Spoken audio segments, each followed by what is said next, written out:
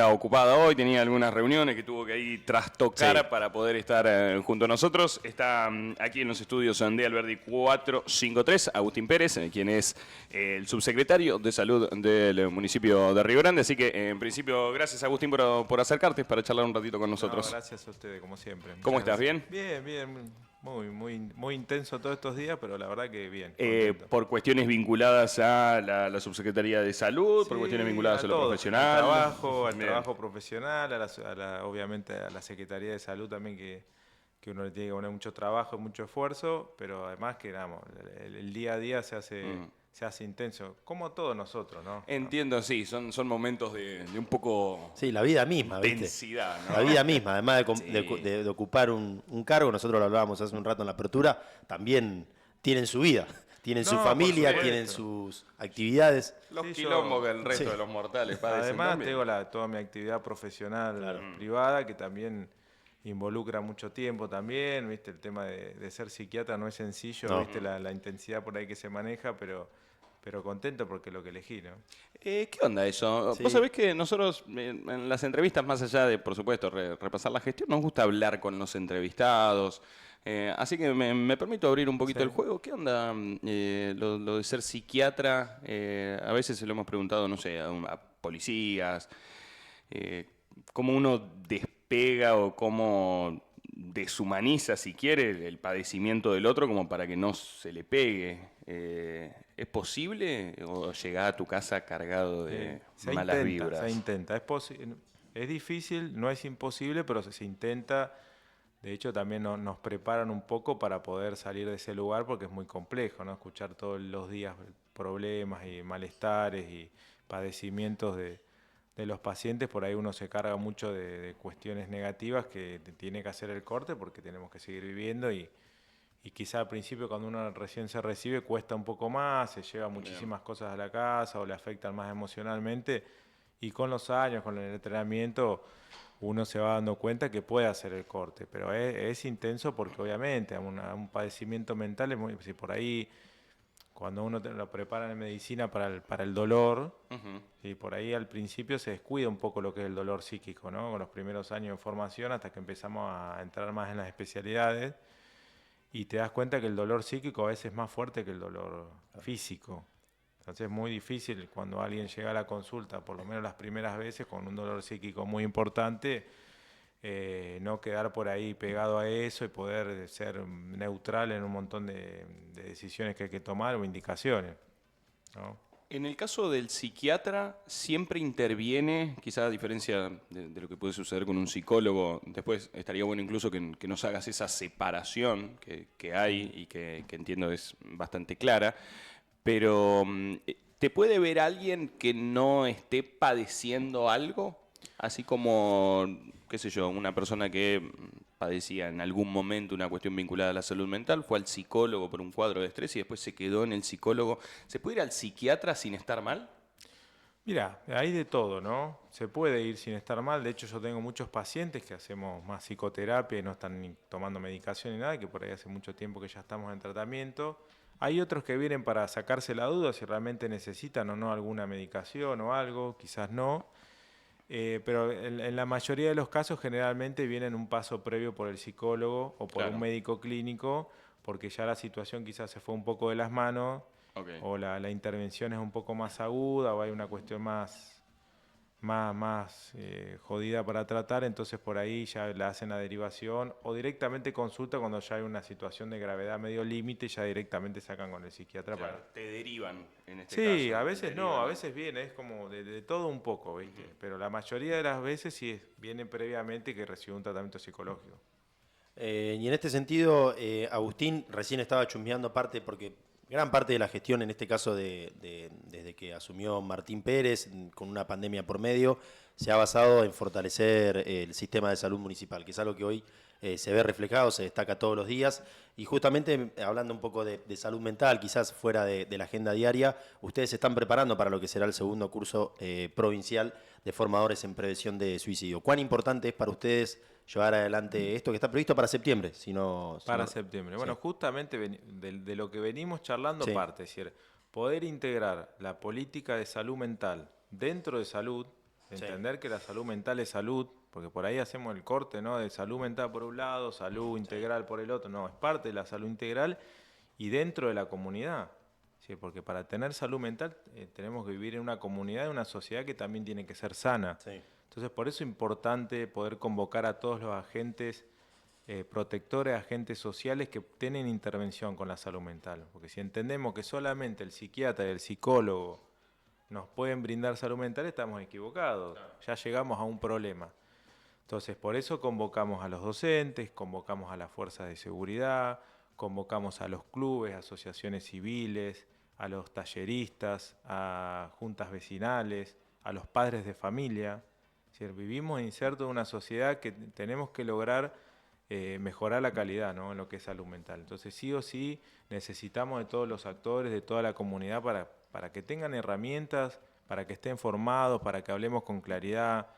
También desinformar es, ni hablar los medios de comunicación, ¿no? También están invitados y va a haber charlas específicas para los medios y para redes sociales porque es muy importante cómo comunican. Ustedes todo el tiempo están comunicando, en muchísimas radios hablan de salud mental, hablan muy bien, y medios, pero hay otros por ahí, no sé, portales, qué sé yo, por ahí tiran noticias o salen a comunicar un hecho de suicidio y por ahí eso genera un efecto de contagio, un malestar general. Es decir, tenemos que llevarle bienestar a la población, ¿no? Ya malestar tenemos el día a día como para seguirle sumando. Sí, esto de la única salida es del puente, Sí, cosas que muy desagradables que hemos escuchado en lo algún escuchamos, momento. ¿no? Lo vimos en los medios, es decir, por ahí fomentar eso. Imagínate para un pibe que lee eso, que se siente mal y que vea una noticia que la única salida de Tierra del Fuego es un puente. Es horrible, es decir, ¿qué esperanza te da de algo o qué proyecto te puede dar? Che, Agustín, ¿se sorprenden en estas cursos que hacen a veces, coloquios en algún momento, una formación como es la que promueven? ¿Se sorprenden con lo que hay del otro lado? ¿Hay quizás más formación que la que uno supone en los clubes de barrio? Sé que laburan con iglesias. ¿Qué encuentran del otro lado? ¿Están preparados los agentes como para identificar estos problemas de salud mental? Mira, yo por lo menos te voy a hablar hace 3 años que retomé a la ciudad. Yo soy fueguino, soy de Río Grande y voy viendo que a medida que va pasando el tiempo la gente está cada vez más formada. Justamente por esto, estas son las herramientas de formación. Por ahí había muchísima buena voluntad, porque las hay, muchísima gente que tiene ganas de laburar, hacer las cosas bien en salud mental, pero por ahí al principio faltaba un poco más de formación, un poco más de hablar con datos más reales, con cosas que están pasando, que a medida que va pasando el tiempo la gente cada vez se está formando más, no solo acá, sino por ahí virtualmente, porque hay muchas cosas de formación virtuales, pero es importantísimo eso, ¿no? Que tengamos realmente todos, no solamente los profesionales, que estemos capacitados para decir lo que decimos, ¿no? Y para tratar de ayudar con no solo con la voluntad, sino con herramientas claras. Por eso el curso, ¿no? Nosotros enfocamos a que, si este es un trabajo que venimos haciendo con APSA, que es la Asociación de Psiquiatras de Argentina, empezamos a trabajar con ellos a través de un convenio de colaboración. Yo soy miembro también de la asociación y creíamos que era importante tener el aval de una asociación e institución que viene ya hace muchísimos años, más de 50 años trabajando en salud mental, porque ahí están los profesionales que trabajan específicamente con cada tema, ¿no? Hay diferentes capítulos que se dividen en diferentes temas. Uno es suicidio, otro fue el de juego patológico que venimos a charlar acá, que lo hicimos hace muy poco. Y la verdad que el capítulo de suicidología, enseguida nos abrieron las puertas, empezaron a trabajar con nosotros, a formar a nuestros profesionales. Es decir, contamos con 24 profesionales en la Dirección de Salud Mental, es decir, que están siendo formados por el capítulo. Y está buenísimo porque es un capítulo interdisciplinario, si no solo son psiquiatras, hay psicólogos, hay una licenciada en psicopedagogía, igual que en la dirección también tenemos trabajadores sociales, sociólogos, y la salud mental la tenemos que abordar desde diferentes lugares. Y el curso un poco lo que queremos replicar, lo mismo que se dio el año pasado, algunos temas centrales, porque se repiten, porque hay gente que va a ir por primera vez, y después específicamente trabajar en algunos temas que creemos que son importantes, que se fueron dando a medida que pasó el año y que fuimos viendo en las escuelas y en diferentes lugares de la sociedad. Por ejemplo, trabajar fuertemente con las fuerzas de seguridad. Hubo algunos casos en la fuerza de suicidio, de agentes. A mí me pasa también en el consultorio, por ahí mucha gente de la fuerza me consulta, gente, policía o de otra fuerza, padeciendo. ¿Ahí Entonces, hay un grupo de riesgo? y es un grupo de riesgo porque están No sé trabajando. si es correcto el término. Sí, sí, son Sí. poblaciones más vulnerables Bien. a cuestiones de salud mental, justamente porque están intermediario cuestiones de la sociedad, de Sí. mucha violencia, ¿no? Siempre hay mucha violencia, protegiendo a la sociedad y mucha gente que también Que tienen por al ahí alcance el y instrumento. tienen el quizá. método al alcance, obviamente, y por ahí también tienen cuestiones propias de salud mental que están atravesando en su propio núcleo familiar. Entonces, para estar al frente de una situación de mucha violencia, ni hablar exponiendo su vida, porque aunque no sea el conurbano Sí. violento, obviamente hay Sí, no muchísimas deja de ser, situaciones sí. donde corre riesgo la vida de un agente. Entonces, en algún momento sabes que puede pasar. Entonces, siempre está latente esa emergencia. Entonces ahí no cualquiera está preparado para esa situación. Es decir, portar un arma, tener que usarla Sí. o ejercer la autoridad o que te ejerzan la autoridad.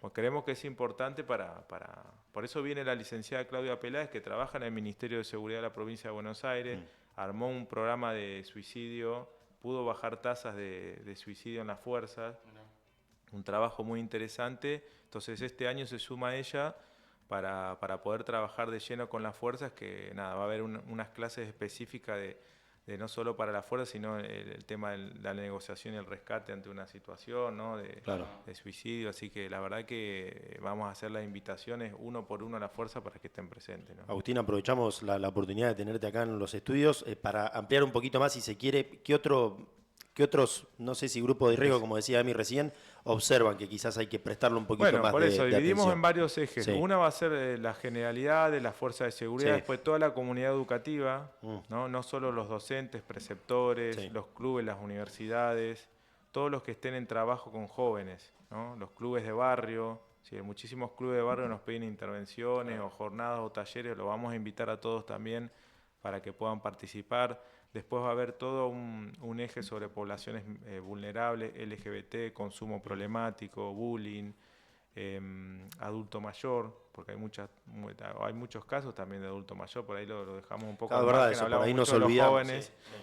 Sí. Y el adulto mayor también, no solo acá, sino en todos lados, son las dos, digamos, el joven y el adulto mayor son las dos sectores de la comunidad un poquito más, con tasas más altas. Y después vamos a hablar de migraciones, que es Sí. una cuestión específicamente de acá, de condiciones climáticas, ¿no? Después todo el trabajo de salud pública, viene la presidenta de APSA, es decir, por primera vez va a venir a Río Grande, a raíz de todo esto, el laburo que venimos haciendo con ellos, va a venir a Río Grande porque nada, les llamó la atención, le han pedido también poder replicar esto en otras ciudades del país, que está bueno también, han escrito de Santa Cruz, de otras provincias para poder llevar este curso a otros lados, porque también tienen esta problemática, no es solo de Tierra del Fuego, es decir, toda la Argentina y todo el mundo está atravesando una situación muy compleja en salud mental. Que ese quizás sea uno de los mitos a derribar, que somos una Sí, población la más... peor ciudad del país y Sí. qué sé yo, eso también. Si bien tenemos tasas por ahí superando la media, que es una realidad, por diferentes factores, porque es multicausal Sí, esto, claro. no es la peor ciudad del país, ni del mundo, No, claro. ni la peor provincia, ni si hay otras provincias que por ahí están un poquito más complicadas, eso no le quita obviamente importancia y hay que seguir laburando para esos números poder bajarlo lo que más se Ahora, pueda. hoy tenés sí, podemos decir, esta realidad media dual, el consultorio por un lado y la gestión por el otro, pero en ambos casos persiguiendo un objetivo que tiene que ver con la salud mental. ¿Cómo se labura con objetivos ante algo que es tan intangible? Pienso quizás al paciente se le busca dar el alta en algún momento, que deje la medicación, que alcance un estadio en el cual pueda desempeñarse normalmente en la sociedad. Ahora, cuando como gestión decimos, che, apuntamos a mejorar la salud mental de la población, ¿cómo se traza ese horizonte? ¿Se buscan estas estadísticas que mencionabas, por ejemplo, en el caso de Buenos Aires? ¿O cómo lo pensás vos? Bueno, hablamos de salud siempre. Dentro de cómo mejoramos la salud. La salud la tenemos que pensar de manera integral. Por eso no podemos seguir la dicotomía esta de separar la cabeza del cuerpo porque es imposible. Si una persona que está enferma mentalmente, también su cuerpo enferma o al revés. Un cuerpo enfermo va a repercutir en la mente. Entonces hablamos de salud en general. Y en salud desde el primer año de la carrera nos preparan y nos hablan que los números son quienes hablan, ¿no? Las estadísticas. Trabajamos empíricamente justamente para llevar datos y para ver si la única manera de saber si las cosas están funcionando o no, es viendo datos y números reales, más allá de la percepción de cada lugar. Hay gente que percibe que tiene salud y hay otro que no. Entonces los datos hablan y bueno, en el caso estricto de salud mental es plasmar los datos. Nosotros venimos trabajando con los datos, que obviamente los datos los va recabando el Ministerio de Salud de la provincia. Tienen que ser datos, por ejemplo, en caso de defunciones, las causas de defunciones, y vas viendo, ves año a año, se hacen año a año, los datos globales de qué fallece una persona. Y en cuestiones de salud general también, datos de todo, ¿sí? De enfermedades, de consultas. ¿Sí? Nosotros además tenemos todo un sistema HC de historia clínica donde está todo digitalizado, donde persona que pisa el municipio ya tiene su historia clínica de la cantidad de atenciones que tiene y por qué se atendió y cuál fue su motivo de consulta. Eso te interrumpo, ¿está entrecruzado con los datos de los hospitales, por ejemplo? No, eso no, son datos propios del municipio. No, nosotros obviamente nuestros datos, hay datos que son obligatorios por nación, por ejemplo de epidemiología, datos de HIV, hay datos que son obligatorios de cargar en páginas nacionales. Uno es esto, que es las disfunciones por suicidio, porque es una ley de prevención del suicidio que así te obliga. Claro. Entonces, para trabajar y saber el horizonte hay que ver datos. Y lo que uno trabaja en prevención no lo va a ver ya, lo va a ver de acá un tiempo largo. Sí. Y además, otra cosa que me preguntabas, ¿cómo sabés si es el camino? Bueno, uno tiene que replicar las cosas que funcionan en otros lados. Okay. ¿Qué hace el mundo para prevenir el suicidio? Prevención. Prevención. Claro. Si lo único que se puede hacer es prevención. No poder, decir, podemos trabajar en contra de los métodos, no portemos el arma, por ahí algunos dicen hay que vallar el puente, esos son los métodos, sí. Pero en realidad tenemos que trabajar para que esa persona no se quiera quitar la vida. Claro. Que no llegue a esa situación de tener que ir a cualquier lugar, digamos. Por supuesto, sí. Por supuesto. Entonces, ahora, sin ánimo de ser pesimista ni sí, podemos decir, agorero de desgracias, ¿no está en la condición misma del ser humano atentar contra la vida? No ha sucedido siempre y al haber sucedido siempre es probable que siga sucediendo, más allá de que hay algunos casos que se puedan evitar. Bueno, qué buena pregunta esa, ¿no? Porque por ahí es decir, bueno, si se quiere matar, que se mate porque es su vida y hace lo que quiere. Bueno, eso también es reflexivo, porque por ahí una persona, ¿no?, que se quiere matar, durante un tiempo puede llegar a pasarle ese pensamiento, pero es reversible. Mucha gente, te lo hablo de consultorio, hay mucha gente que ha tenido ideación, mi vida no va más, no quiero saber más nada, y quizá viendo desde otro lugar y empezando a construir un proyecto de vida, empieza a cambiar esa percepción. Entonces hay que por ahí derribar eso de que el que se quiere matar se va a matar. Ya está, ¿para qué vamos a esforzarnos? ¿Para qué lo vamos a atender si en algún momento no? Muchísima gente, y está evidenciado eso, científicamente, muchísima gente puede pasar un periodo de su vida con alguna ideación o en algún momento alguna ideación de muerte o alguna ideación suicida, y no quiere decir que por eso se vaya a matar, ¿no? Claro. Quizá nuestro trabajo, nuestro desafío como profesionales es eso, poder revertir esa mirada. Pero quizás, sí, porque creo que ahí estábamos encontrando un hilo conductor, podemos decir que es hasta natural en algún momento que el ser humano tenga ese pensamiento. Uno quizás se pone a pensar, y no quiero ser tan reflexivo en este momento de la mañana, pero a uno se le ha cruzado por la cabeza. En un momento de calentura. En un momento de calentura, aparece mucho en la adolescencia, esto, me voy a matar. Es natural quizás hasta para no bajarle el precio, pero sí también comenzar a charlar de esta cosa de manera más natural. Tal cual, justamente esto lo que estamos haciendo hoy es eso, derribar un poco de que no se hable, porque mira, no, si hay que hablar del tema, por supuesto. Esto que si en algún momento de la vida, primero hay que diferenciar qué es querer morirse de querer matarse, son dos cosas totalmente distintas. Y por ahí yo me quiero morir en algún momento de mi vida y no necesariamente atentar contra mí, si no me empiezo a descuidar, empiezo a consumir, empiezo a descuidarme de mí mismo, la salud, no sé, peso 200 y pico de kilos, pues ya uno se va matando lentamente, eso es otra cosa. Y otra cosa cuando uno directamente atenta contra uno. Bueno, qué bueno está eso. No, y sí, por supuesto, por ahí uno se va dejando morir, ¿no? Que por ahí ¿Eso pasa. es suicidio? Y es dejarse morir. Poner el nombre que quiere, pero también hay que trabajar eso, ¿no? No deja de ser un suicidio lento, ¿no? Que uno se va dejando morir lentamente. Dos cosas pasan cuando alguien quiere matarse, que es donde nosotros tenemos que trabajar como profesionales. Una es una carga muy alta de impulsividad. Alguien que está en una situación aguda y quiere matarse, carga con mucha impulsividad. Y la otra es la desesperanza. Claro. Entonces tenemos que trabajar en el agudo en eso. Pero después en la previa tenemos que trabajar en todos los factores protectores, ¿no? En fortalecer los factores protectores y en disminuir todos los factores de riesgo. En la previa llegar a eso.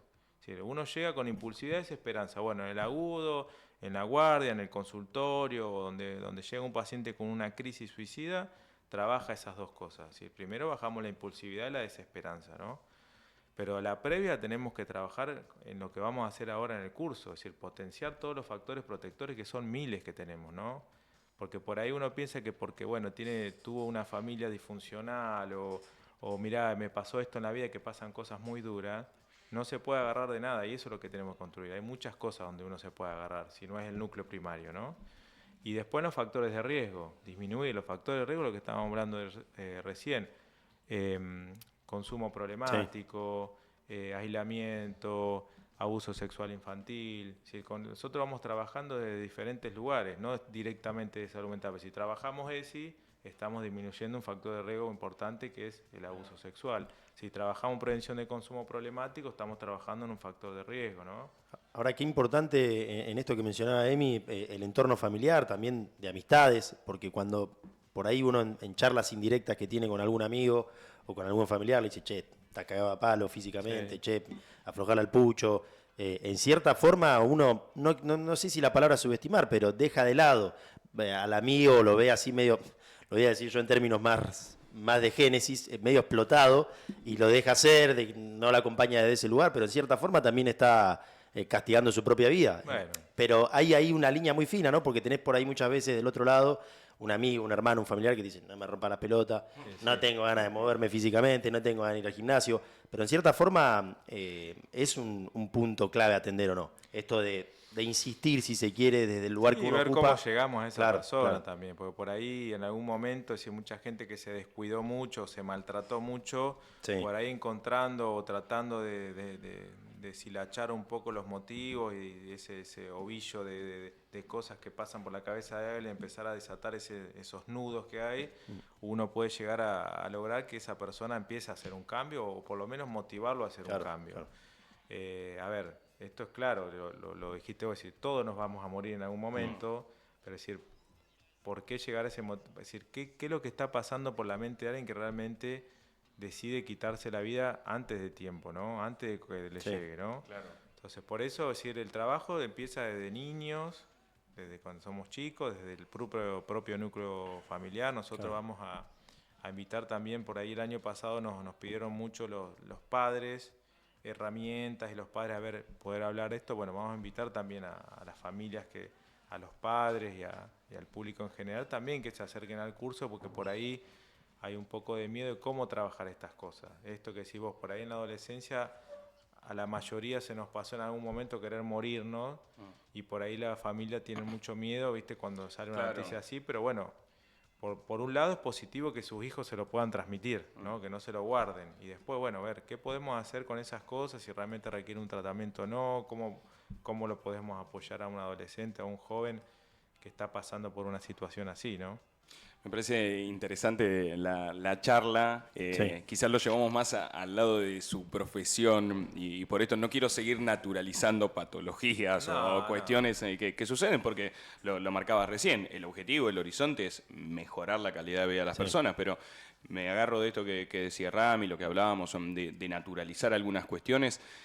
También es tiempo de naturalizar estar mal. Y cuando digo estar mal, no solo en términos anímicos, sino ya que tengamos la salud mental verdaderamente afectada.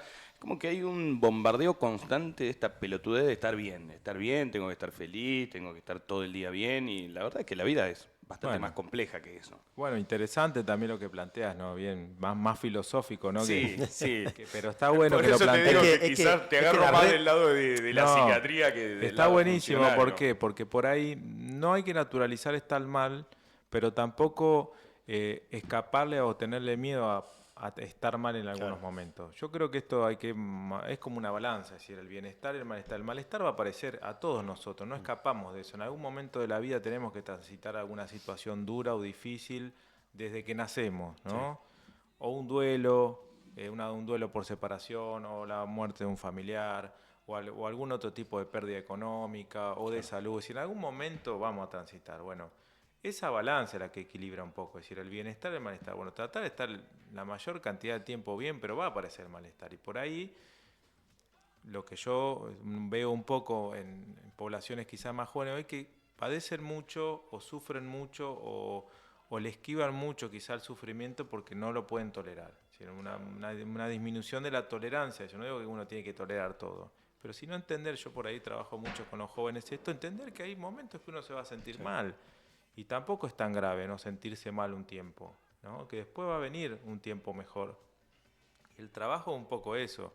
Y más con los más chicos esto, poder construir un proyecto, porque por ahí viene el camino, el proyecto de vida. Es decir, dentro del municipio estamos trabajando no solo desde salud, sino de todas las áreas en construir este proyecto de vida, ya sea con el deporte. Por eso vamos a invitar a todas las áreas que van a estar participando también, porque el deporte es muy importante. Sí. Los proyectos un poco que nos ubican en tiempo y nos espacio, ubican y como nos que dan nos un permiten ver la horizonte. peli. No, sí, porque no uno la foto dentro de ahora. claro, dentro de ese proyecto uno se puede sentir mal, pero tiene un horizonte. Claro. Y eso es muy importante para una persona. Decir, bueno, mira, será el deporte, será el estudio, será un oficio, será, no sé, construir amistades, será decir, uno tiene que tener un proyecto, porque por ahí es donde se pierde la esperanza. Estábamos hablando de desesperanza. Bueno, cuando hay desesperanza es porque no hay un poco del horizonte y no sabemos por dónde arrancar. Entonces, por ahí hay que buscarlo a ese horizonte, no es que aparece solo. Claro. Por ahí no sé qué hacer. Bueno, vamos a empezar a buscarlo, a ver por dónde es.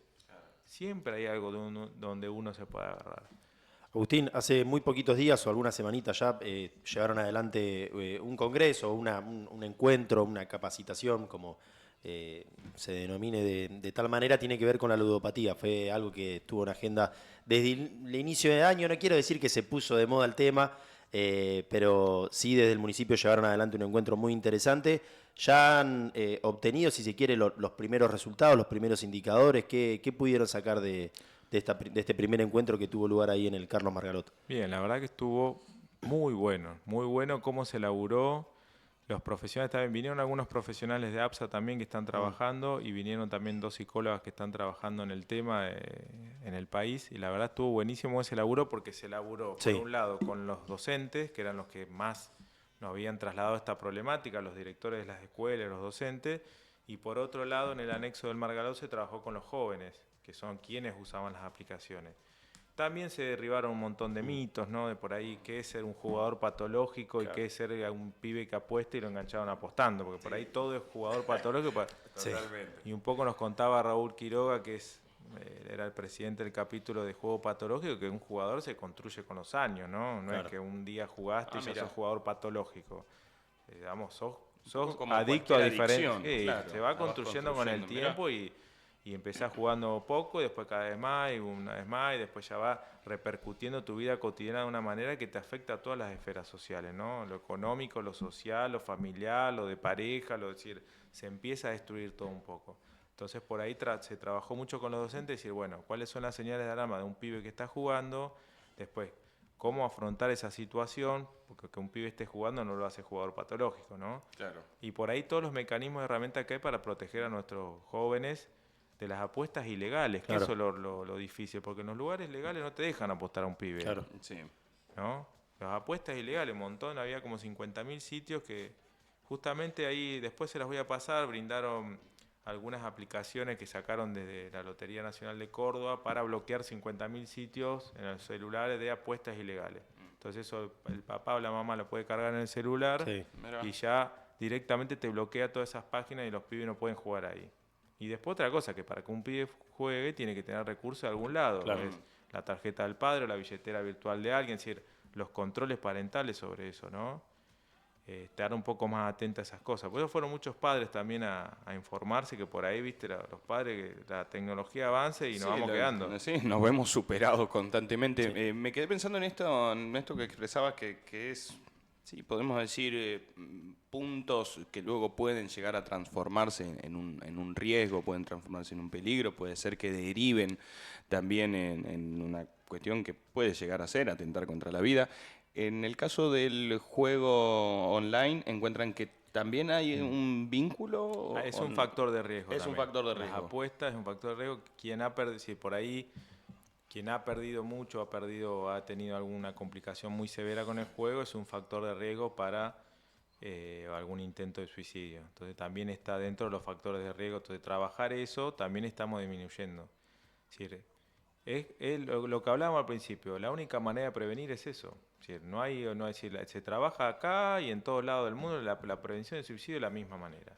Más allá de las líneas de atención, las cuestiones más agudas, más urgentes, prevenir para no llegar a eso es eso, fortalecer todo lo que sea factores de protección, ¿no? Sí. Factores de protección. Si bien, Agustín, por supuesto es un tema que la ludopatía que merece ser atendida, uno ya en la previa escuchaba al doctor Quiroga y no que le bajaba la espuma al tema, pero sí que explicaba a través de los índices que hay, de la poca información que había hasta el momento, de que no todos, justamente esto que mencionabas vos, no todos, algunos mucho les llamó la atención, de hecho, las declaraciones del doctor Sí. Quiroga, porque decían, le está bajando el precio a una problemática que es muy grave, pero hay una realidad, según los datos que él manejaba también, de que no tenemos un universo muy grande acá en Tierra del Fuego, y a nivel país, me animo a decir, en propias palabras de Quiroga, de gente que realmente está en una situación Claro. para trasladarlo al llano muy jugada y está ya prácticamente sumergido en cual. este problema. Sino que alguno por ahí le afanó el celo al viejo, se transfirió plata a su cuenta para hacer alguna apuesta, pero esto no quiere decir de que estemos en una situación realmente Por crítica eso, como la que se ve en los medios. patológico. Claro. Por ahí, por eso te digo, hay que hablar con cosas claras y con números para llevar tranquilidad, porque por ahí veíamos, nos mostraban Sí. 7 de cada 10 Claro. pibes son jugadores patológicos, y entonces cada 10 chicos, Sí, sí, 7 es un están hasta las montón. manos. Es decir, Sí. y no es así, quizá alguno de ellos puede haber apostado o estar apostando, pero ahí a ser un jugador patológico, donde realmente está Claro. comprometida tu psiquis y tu entorno y lo social y todo lo que estamos hablando recién, ya es más complejo. De hecho, a nosotros en el consultorio rara vez nos llega un jugador patológico. Mira. Sí, generalmente nos llega gente que está en policonsumo, que es droga, juego, alcohol, pero alguien estrictamente que sea jugador patológico son los menos, Claro. ¿no? En nuestra historia como psiquiatras o en los psicólogos también sí lo hay, pero por eso siempre hay que ser claro en los mensajes porque por ahí, viste, le llevamos alarmas a la Sí. sociedad. Sí. Y nada, siempre hay que trabajarlo igual, no es para, viste, correrle el cuerpo, al contrario, pero hay que hablar con cosas concretas, ¿no? Por ahí, viste, cuando se hablan hasta de enfermedades médicas, ¿no? Por ahí Sí. hay tantas, cuando se habla de cualquier enfermedad, viste, por ahí se alarma un poco más de lo que realmente es, bueno, hay que ir con números y con lo que está pasando realmente, ¿no? ¿Hay personas o personalidades, ahí haceme la corrección si es necesaria, más proclives a ser adictas? Tal cual, tal cual. Por eso mismo ahí hay que desglosar bien, si hay una personalidad activa detrás, hay policonsumo generalmente, Claro. ¿no? Son ya Claro, esto trastornos que de la consume personalidad. un poquito todo. Claro, que consume, que si juega, juega a fondo, que si toma, toma a fondo, que Sí. si consume droga, va a fondo, que si, no sé, todo lo que hace lo hace de manera adictiva, la comida. Entonces ahí ya hay un trastorno de la personalidad que ya hay que abordar de manera un poco más compleja, ¿no? Ujú. Cuando decimos compleja, Y con medicación. tratamiento, sí, quizá necesite medicación, un tratamiento interdisciplinario, es decir, abordar por separado todas esas conductas y qué lo lleva a hacer de esa manera tan compulsivo, ¿no? Si hay un trastorno psicopatológico de base o no, porque quizá lo compulsivo lo puede hacer por ansiedad o lo puede hacer por un trastorno obsesivo compulsivo o por un trastorno de personalidad. Eso ya es más de consultorio. Pero por eso siempre hay que ver bien la situación real y ver a ver qué es lo que está pasando. Y bueno, si hay dudas, por ejemplo, alguno de los padres, bueno, hacer una consulta Bien. con un psicólogo, ver, mira, encontré esto, pasó esto, por ahí tampoco tienen que ser los padres quienes hagan ese diagnóstico y ver qué es lo que está pasando. Padre o adultos también me refiero, porque esto pasa a todas las edades, ¿no? Sí, una persona que en definitiva identifique a otra o note esas pautas o esos factores de riesgo. Una persona que fuma y ha intentado dejar de fumar, ¿el municipio de Río Grande tiene mecanismos para intervenir ahí? Uno a veces escuchaba que aparecían estos programas, no sé, venía el Rotary 5 días para dejar de fumar. ¿Tiene resortes, por ejemplo, el municipio para, che, quiero dejar de fumar, quiero dejar de tomar, quiero, en definitiva, alejarte de las adicciones? ¿O deriva el municipio en este caso? Mira, yo te voy a dar una opinión más personal como A ver. profesional. A mí todo lo que es muy inmediato y muy salvador y muy milagroso, yo siempre lo desconfío, ¿no? Sí. Es cierto que en 5 días deja de fumar, que en 4, es decir, Sí, porque el tema es después sostenerlo, ¿no? Claro. Como cualquier consumo problemático. Si una persona que está consumiendo cualquier sustancia, para recién que digamos que esa persona no es más adicta a la sustancia, tiene que pasar un año. Entonces, si hacemos un tratamiento de 5 días o 6 días, y después la persona no sabemos cómo sigue, a los 2 meses volvió a fumar, no fue efectivo. Claro, eso, se corre hasta el riesgo por ahí de un efecto rebote, si se quiere, Sí, en no esto sé, de ahí querer dejar. tiene que tener un seguimiento. Sí. Es decir, está buenísimo cortarlo, porque cortamos con el consumo, va a aparecer Sí. abstinencia, quizás se puede trabajar con la abstinencia, pero después poder conservar digamos, sostener ese no consumo. Sí. Eso es el desafío más grande para cualquiera de nosotros. Cualquiera de los profesionales que trabajamos con cualquier adicción sabemos que lo más difícil es sostenerlo. Quizá el corte más rápido lo podemos hacer, o ayudamos con medicación, pero después hay una conducta que queda. Sacamos el químico, damos alguna medicación para que ese químico no joda tanto físicamente para la abstinencia como el tabaco, porque hay muchos tratamientos para el tabaquismo con medicación. Pero ¿Funcionan? Funciona, Sí. pero después hay que sostenerlo. Y eso es bien conductual, bien psicológico. Claro. Si una persona en un mes que deja de consumir, ya la sustancia ya desapareció del cuerpo. Pero después aparece la conducta psicológica que lo lleva a consumir, ¿no? Claro. Y esa es la más difícil de trabajar. Puchito en el asado. Tal Sí. cual. Tal cual, y se puede, esto para transmitirle a todos que se puede, pero no busquemos las cosas más milagrosas, busquemos cosas que las podamos sostener, igual que la alimentación, esto es lo mismo, el que quiere adelgazar 20 kilos en 2 meses, Sí. incapaz que hace una dieta milagrosa y lo baja y baja 20 kilos, después hay que sostenerle esos 20 La kilos dieta de la abajo. luna. Claro, esas dietas que... Mencionaste en varias oportunidades que de lo que más ves en el consultorio es tema vinculado al consumo problemático. ¿Sigue siendo el mismo consumo de siempre? ¿Te sorprendés en el día a día diciendo, che, la verdad, están consumiendo cosas que no escuchaba? ¿Siguen siendo las mismas drogas en el mismo nivel? En el consultorio se ve mucho, sí, el consumo, pero no es lo más frecuente que vemos. ¿Sí? Generalmente lo que hoy estamos viendo más relacionados con los trastornos de ansiedad o los trastornos del ánimo, pero hay mucho relacionado a trastornos de ansiedad, trastornos de pánico, con mucho rasgo obsesivo de personalidad, etcétera. Pero sí hay mucho consumo y el consumo más o menos, por lo menos yo te voy a hablar lo que vemos en el municipio, en la Secretaría, en la Dirección de Salud Mental y también en consultorio lo que vemos es esto, un consumo más relacionado con el alcohol, siempre llevando la cabeza, alcohol y tabaco, y después vienen las drogas, que marihuana, cocaína, ¿sí? Etcétera, pero lo que se lleva siempre la mayoría, no solo acá sino en todo el país, es el alcohol.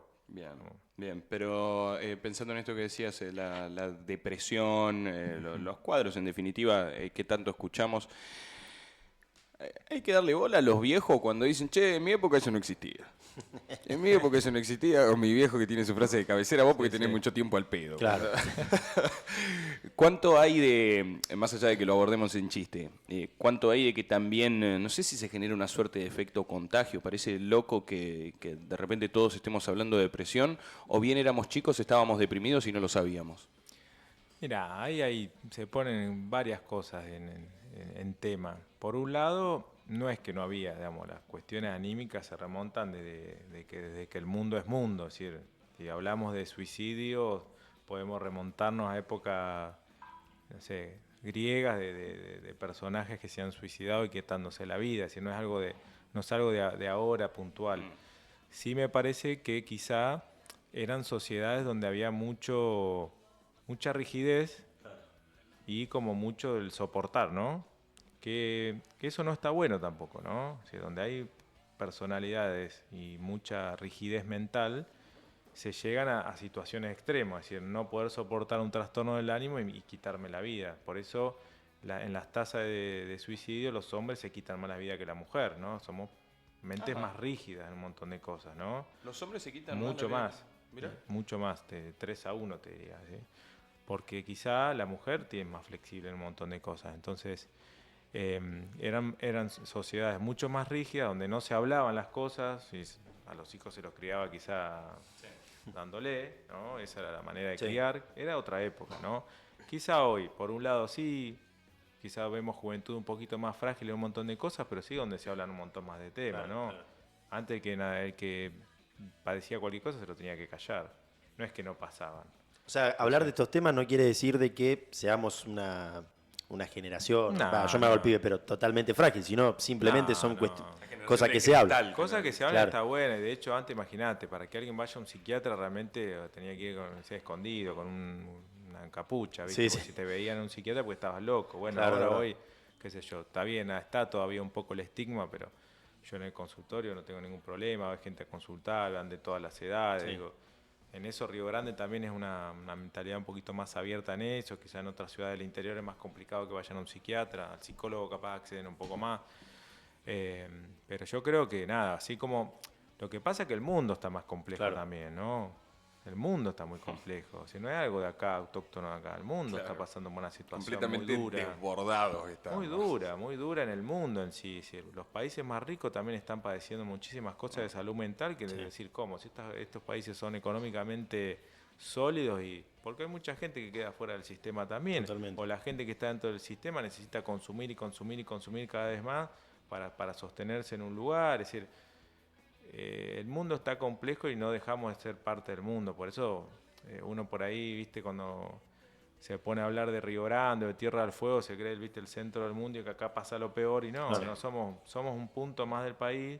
Obviamente que la condición geográfica y la distancia, las migraciones, por ahí el desarraigo nos juegan un poco en contra en eso, pero tenemos un montón de cosas positivas también, que no viven en ciudades grandes, ¿no? Totalmente. La inseguridad, el encierro del departamento. Quieras o no, una situación económica que no sé si me animo a decir es de privilegio, pero sí comparado con otras latitudes. Sí, tal cual. Si bien estamos viviendo épocas complicadas, muchísimas actividades que se pueden hacer en lo público, es decir, muchísima gente queda sorprendida, de hecho estos profesionales que vienen ahora de Buenos Aires realmente quedan sorprendidos con la cantidad de cosas que brinda, en este caso el municipio, para los pibes, los espacios jóvenes, el espacio tecnológico, el skate park, no sé, todas las canchas que hay, los gimnasios, la pista de...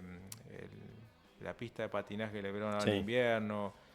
Sí, uno termina hay una oferta muy variada. Gimnasio, sí, uno lo toma como que bueno, está, pero en ningún municipio. El otro día que vino Aldana, la profe de karate que le enseña a mi nena acá enfrente.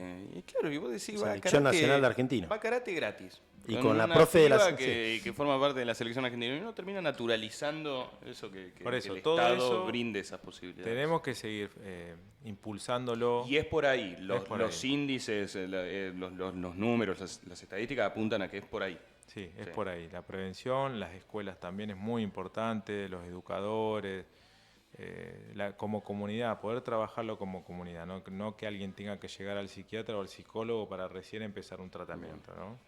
Agustín, la pasamos muy bien, esperamos no haberte comprometido. Queríamos hablar a pelo, de la profesión, además, profesión compleja si elegiste. Gracias.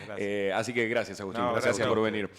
Agustín Pérez es psiquiatra, es además el subsecretario de Salud del municipio de Río Grande y pasó por aquí por Génesis. Pausa, ya venimos.